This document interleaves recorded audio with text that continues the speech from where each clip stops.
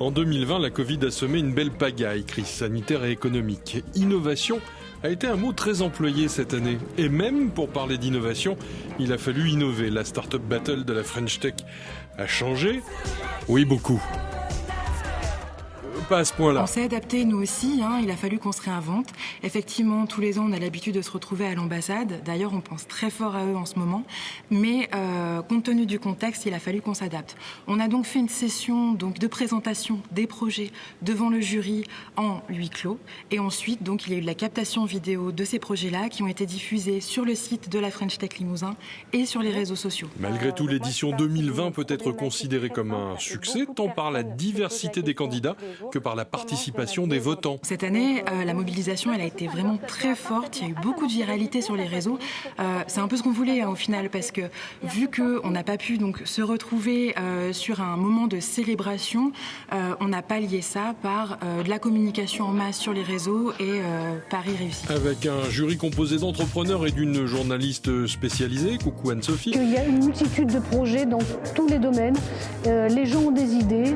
Ils ont profité du confinement pour innover, pour cogiter. On peut relever notamment près de 2500 textos envoyés par le public. La Startup Battle, elle est ouverte à la fois aux jeunes entrepreneurs start-up de moins de 3 ans et également aux porteurs de projets innovants sur la Haute-Vienne. Il y a énormément de diversité. On retrouve des projets, à la fois des projets de recherche, des projets liés à des problématiques aussi réelles des populations aujourd'hui, à savoir l'environnement par exemple, ou encore des projets qui se sont adaptés compte tenu du contexte sanitaire actuel, surtout le volet commerce, prospection commerciale ou bien encore des projets liés à l'industrie ou à l'industrie textile par exemple. Sur le podium, 3 startups avec des niveaux d'avancement différents et preuve de la diversité dans des secteurs variés.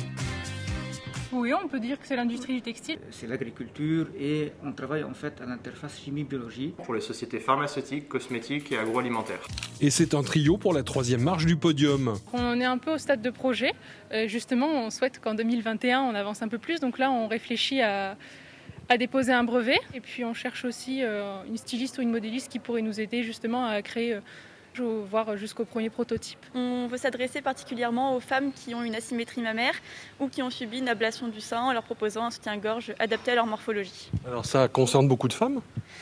Plus de 70% des femmes ont une asymétrie mammaire, donc la plupart des femmes sont concernées par le projet. Oui. Sorti de l'université de Limoges et installé à l'incubateur d'entreprise, c'est un couple qui est sur la 2e marche du podium. D'habitude, les produits désherbants, c'est efficace tout court. Alors que nous souhaitons ajouter une nouvelle dimension à l'efficacité et à la sélectivité, c'est vraiment l'éco-responsabilité. Le projet AgroNulux, c'est l'innovation de rupture AgTech. Le projet consiste à fabriquer de nouveaux désherbants en s'appuyant sur cette technologie issue de laboratoire. Nos recherches sur tout ce qui est organismes d'accompagnement de start-up dans la région. Et l'Avrul, c'est pas rien. L'incubateur de l'Avrul, c'est l'un des meilleurs incubateurs de l'Europe. Et ce n'est pas le grand gagnant de la Startup Battle qui dira le contraire, lui qui est sorti il y a peu de l'incubateur pour s'installer tout à côté. Alors aujourd'hui, le principe de base d'Insilibio, c'est de résoudre des problèmes par les mathématiques pour donner des solutions concrètes et utilisables rapidement par les industriels. On va être capable de, à partir d'une formule ou d'une molécule, être capable de prédire son comportement à l'intérieur de l'environnement de nos clients. Donc soit de la peau, soit du tissu digestif, voire même de la cornée par exemple. Ça permet de se passer de la recherche en laboratoire sur les animaux vivants dans le cas de l'industrie cosmétique. Dans le cas de la pharmaceutique, ce n'est pas encore le cas. Par contre, une chose est sûre, c'est qu'on va quand même limiter l'expérimentation et tout type d'expérimentation. C'est-à-dire on va être capable, par exemple à partir de 1000 molécules, être capable d'en discriminer une dizaine et vous dire, voilà, c'est celles-ci qui sont vraiment judicieuses à tester.